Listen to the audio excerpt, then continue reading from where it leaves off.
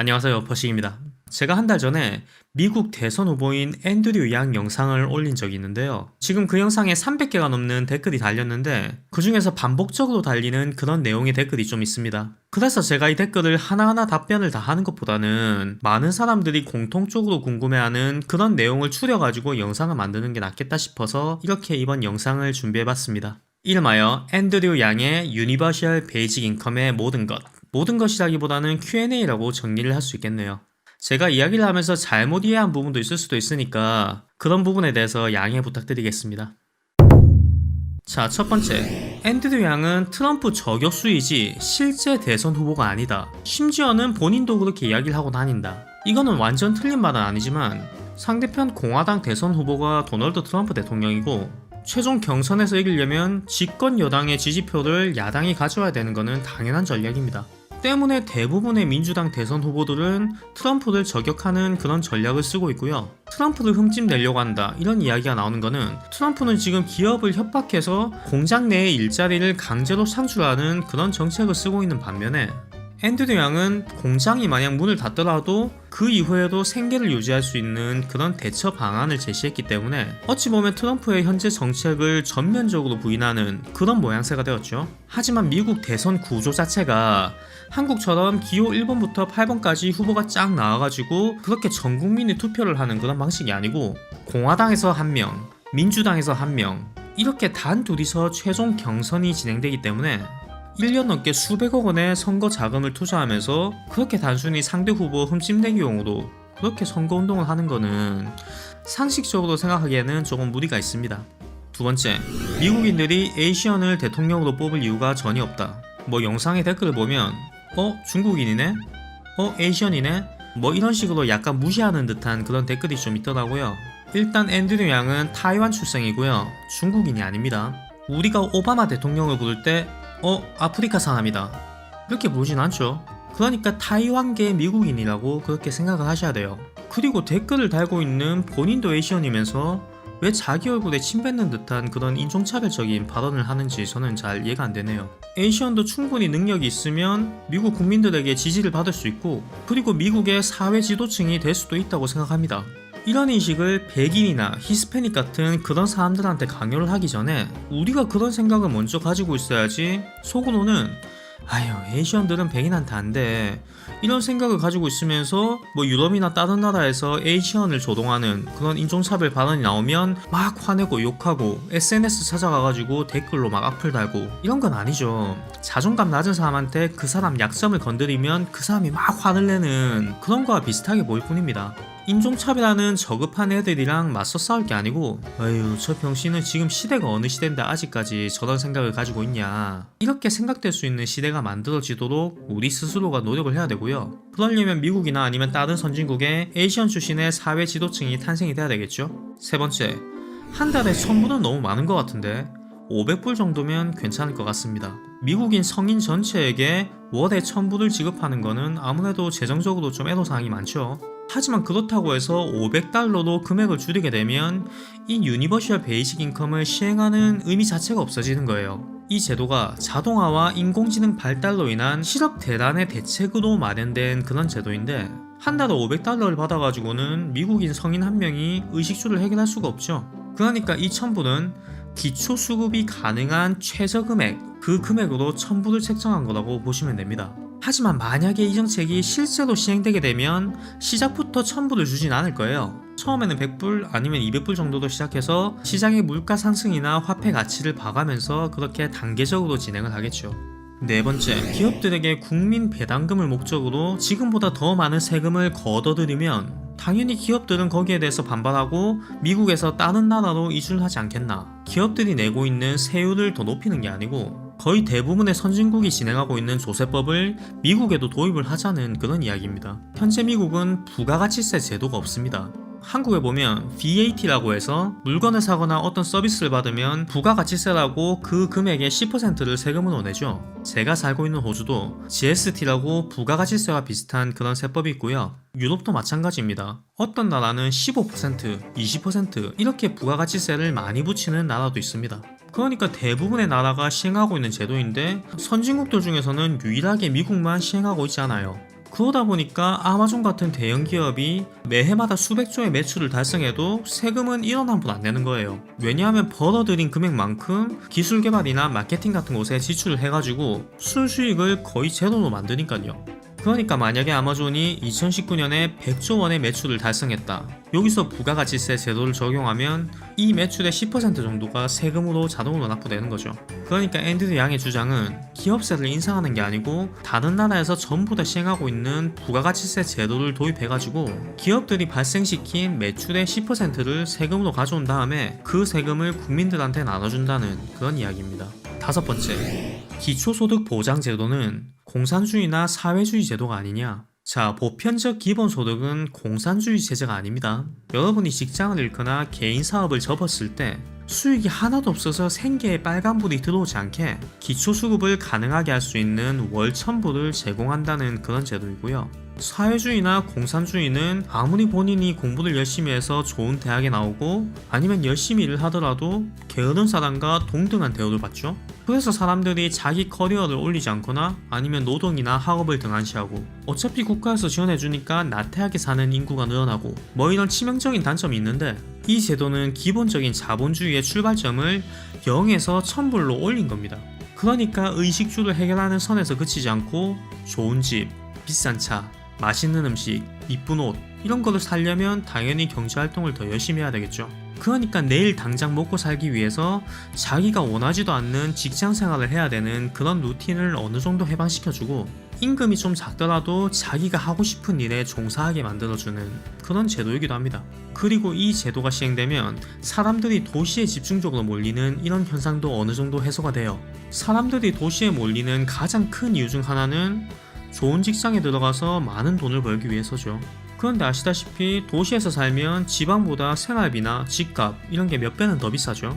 그런데 매달마다 1000불이 지급이 되면 굳이 집값이나 물가가 비싼 도시에 살지 않고 집값이 저렴한 시골이나 지방에 내려가서 거기서 작은 회사에 취직해서 그렇게 살 수도 있는 조건이 되는 거예요. 현재 한국의 도시지역 인구 밀집률이 91%라고 합니다. 그러니까 한국 인구의 90%가 한반도 전체 땅덩어리의 17%에 몰려서 그렇게 살고 있는 거예요. 이거는 한국뿐만 아니라 호주도 마찬가지고 전 세계 모든 국가가 똑같은 문제를 안고 있습니다. 이런 기형적인 사회 문제도 어느 정도 해소가 가능한 그런 제도입니다. 여섯 번째, 이제 겨우 자율주행 자동차 상용화 이야기가 나오는데 뭐 벌써부터 무슨 실업대란 이야기를 하냐, 시기상 너무 이른 것 같다. 물론 지금 현재로 보면 시기상 많이 이르다고 볼 수도 있어요. 왜냐하면 아직까지는 AI로 인해서 직장을 잃은 분들은 없으니까요. 아마 10년 정도는 있어야지 체감할 수 있을 겁니다. 하지만 AI와 자동화로 전환되기 이전에 미리 거기에 대한 제도를 마련해 두는 게 국민이나 기업 모두에게 유리하다고 저는 생각하는데요. 자율주행은 아직 상용화되지 않았지만 전화 상담원을 대체하는 콜센터 AI는 미국은 물론 한국에서도 현재 서비스가 확대되고 있습니다. 그리고 현재 아마존의 무인 슈퍼마켓 아마존고와 온라인 쇼핑 때문에 미국 오프라인 상점의 40%가 5년 안에 폐점할 거다, 이런 전망이 나오고 있어요. 한국도 현재 2017년부터 무인 편의점이 시행이 됐었죠. 물론 시스템이 완벽하지 않아서 이게 확산이 되진 않았지만 만약에 아마존고 같이 완벽하게 시설을 갖추게 되면 이런 무인 편의점이 빠르게 확산이 될 수도 있겠죠. 자, 그러면 생각해 볼게요. 자, 편의점 업체들이 갑자기 편의점 점주들에게 이제 우리가 이 편의점 관리할게요, 이렇게 이야기하고 하나둘 자동화, 무인화 이렇게 시켜요. 그렇게 되면 당연히 소상공인들 그리고 노조가 들고 일어나겠죠. 왜냐하면 자신들의 직업을 빼앗는 거니까요. 그런데 만약 그때 정부가 기초소득 보장 제도를 시행하고 있으면 회사 측에서도 새로운 기술을 도입하는데 명분이 생기는 겁니다. 우리가 이런 기술을 도입하려고 이런 제도가 만들어진 거잖아, 이런 식으로 말이죠. 그리고 지금까지의 산업 발달의 흐름을 보시면 아시겠지만 아무리 노조가 반발을 하고 소상공인들이 모여가지고 데모를 하고 하더라도 그 흐름이 조금 늦춰졌을 뿐이지 결국에는 새로운 시장 그리고 새로운 기술이 도입이 됐고 그 직종에 종사하던 사람들은 직업을 잃었습니다. 불과 10몇 년 전에 홈플러스, 이마트 같은 대형 슈퍼마켓이 재래시장의 생태계를 파괴한다고 그렇게 반대를 많이 했었죠. 그런데 지금은 어떤가요? 결국은 전국의 대형마트가 다 들어서고 사람들은 그게 당연하다는 듯이 그렇게 이용하고 있습니다. 이것과 마찬가지로 지금은 무인 편의점이 어색할 수도 있는데 나중에는 미국인들이 아마존 고를 쓰는 것처럼 얼마 안 돼서 아마존 고와 같이 사람이 없는 무인 편의점에서 물건을 사는 게 당연시되는 그런 시대가 올 수도 있어요. 그러니까 늦든 빠르든 언젠가 다가올 미래라면 이미 많은 사람이 직장을 잃고 생활고를 비관해서 자살을 하고 그렇게 큰 피해를 입은 뒤에 부랴부랴 제도를 만드는 것보다는 미리미리 제도를 구축해서 유연하게 변화시키는 그런 선택을 하는 게 옳다고 생각합니다. 자, 7번째. 기술의 발전은 오래전부터 계속 이어져 왔고 없어지는 직업은 항상 새로운 직업으로 대체해 왔다. 그러니까 AI 시대가 와도 그렇게 될 거다. 네, 맞습니다. 자동차가 생겨나면서 마부들은 직장을 잃었지만 반대로 도로를 공사하는 인부 그리고 자동차에 관련된 여러가지 직종이 생겨났죠. 컴퓨터 데스크탑을 수리하는 사람은 스마트폰 세대가 열리면서 그쪽 직종으로 많이 이직을 했고요. 하지만 앞으로 다가올 시대는 업종이 변화되는 시대가 아니라 사람이 일을 하지 않아도 되는 그런 시대가 되는 겁니다. 마트나 편의점 직원들은 무인 상점으로 인해서 직장을 잃고 텔레마케터나 전화상담원은 AI 상담원 때문에 직장을 잃겠죠. 화물트럭 운전수, 택시기사, 이런 직종도 미래에는 그 수가 정말 빠르게 줄어들 겁니다. 그러니까 그 산업을 대체하는 다른 일자리가 생겨나는 게 아니고 그냥 사람이 하는 일을 로봇이 하는 거예요. 일을 할 필요가 없으니까 일자리 자체가 줄어들게 되는 거죠. 그러면 수십 년 동안 운전을 하거나 아니면 마트를 운영하셨던 나이 40, 50대는 그런 분들이 그저 와서 웹 디벨로퍼, AI 프로그래밍 이런 직업 교육을 받아가지고 재취업을 할 수 있을까요? 여러분이 만약 신입사원을 뽑는다면 4년 동안 대학에서 공부를 하고 이제 막 졸업한 20대 청년을 뽑을 건가요? 아니면 6개월 동안 기술학교를 다니고 이제 막 졸업한 50대 중년을 뽑을 건가요? 현재 미국에서 공장 자동화로 인해서 직장을 잃은 사람들에게 무료로 직업 교육을 시킨 다음에 새로운 직장을 찾은 비율이 15%밖에 안 된다고 합니다. 그러면 나머지 85%의 생계는 누가 책임져야 되나요? 그분들의 자녀가 부양해야 되는 건가요?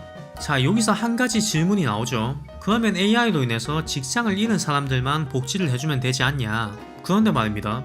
산업의 큰 뿌리가 통째로 바뀌면 그 주변에 있는 다른 작은 산업들도 영향을 받기 마련이에요. 택시가 없어지면 택시 기사는 물론 택시 회사에서 일하고 있는 여러 직원들도 다 직장을 잃겠죠. 거기다가 기사 식당을 운영하는 식당들의 매출도 줄어들게 될 겁니다. 트럭 운전수가 없어지면 거기에 관련된 숙박업소의 매출, 그리고 고속도로 휴게소의 매출도 감소할 거고 주유소의 매출도 감소하게 되겠죠.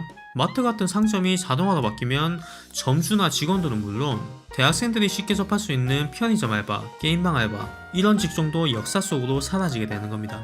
자, 그러면 직접적으로 피해를 본 사람 외에 이렇게 간접적으로 피해를 본 사람들은 어떻게 그 피해를 산정해야 되나요?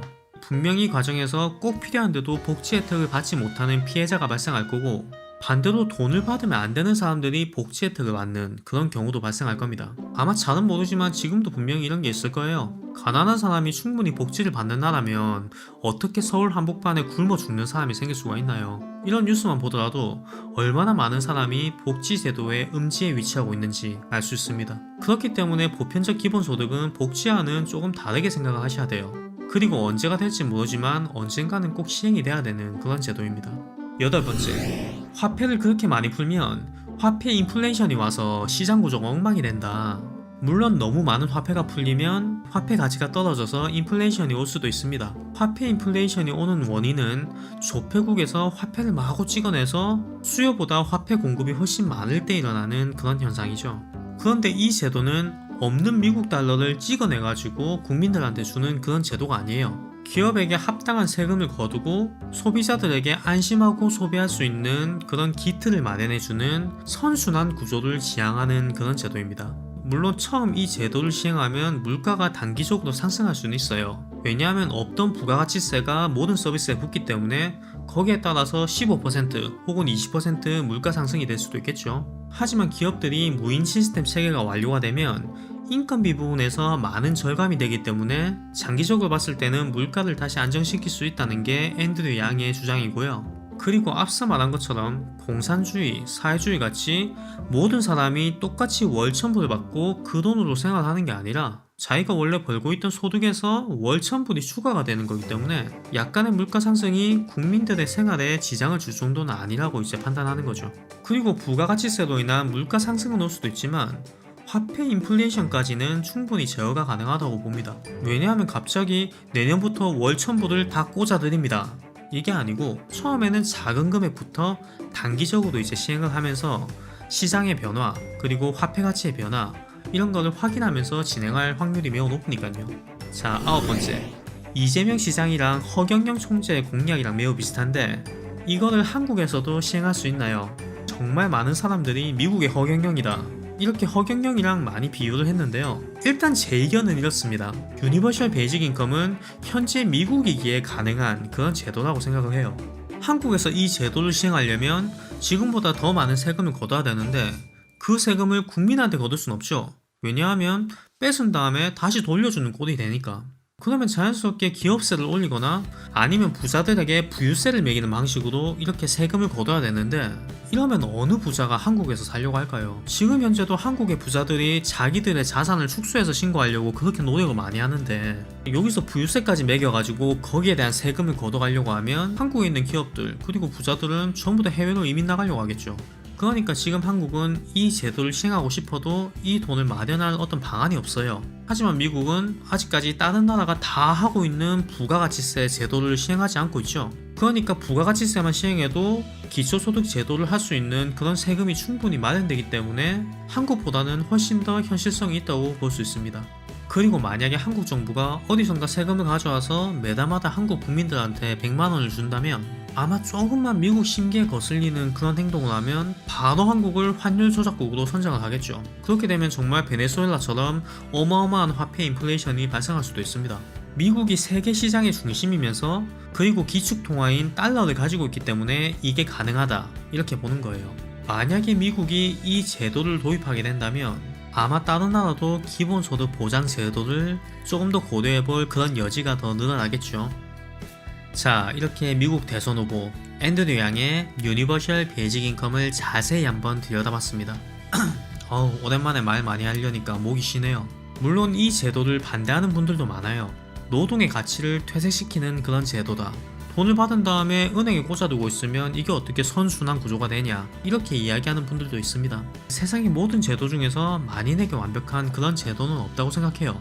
장점이 있으면 분명히 단점도 존재합니다. 그러니까 이 제도가 합리적이라고 보는 사람은 앤드류 양을 지지할 거고 이거는 진짜 말도 안 되는 포퓰리즘 정책이다 이렇게 생각하는 사람이 많아지면 그냥 독특한 정책을 주장했던 에이션 후보가 한 명 있었다 이런 식으로 자연스럽게 잊혀지겠죠. 현재 민주당 내의 대선 후보들 중에서 앤드류 양의 지지도는 약 3% 정도 되고 다른 후보들과 비교했을 때 최종 후보가 될 확률은 매우 낮습니다. 하지만 아직까지 전당대회까지는 9개월이 남아있으니까 지금부터 벌써 속단하기에는 무리가 좀 있고요. 제일 처음 앤드류 양이 출마했을 때는 지지율이 0.1%도 안 됐어요. 불과 1년 사이에 이렇게 많은 일이 일어났기 때문에 앞으로 남은 기간 동안 어떤 일이 발생할지는 아무도 모릅니다. 하지만 한 가지 확실한 부분은 기초소득 제도가 포퓰리즘 정책이 아니라 미래 사회의 대안이 될 수도 있다는 걸 알려준 그런 후보라는 점, 그런 부분은 정말 인상 깊은 부분이죠. 제가 미국 국민은 아니지만 그래도 꾸준히 이 후보의 행보를 팔로잉하면서 중간중간에 특별한 사항이 있으면 제가 영상으로 잘 만들어가지고 알려드리겠습니다. 감사합니다.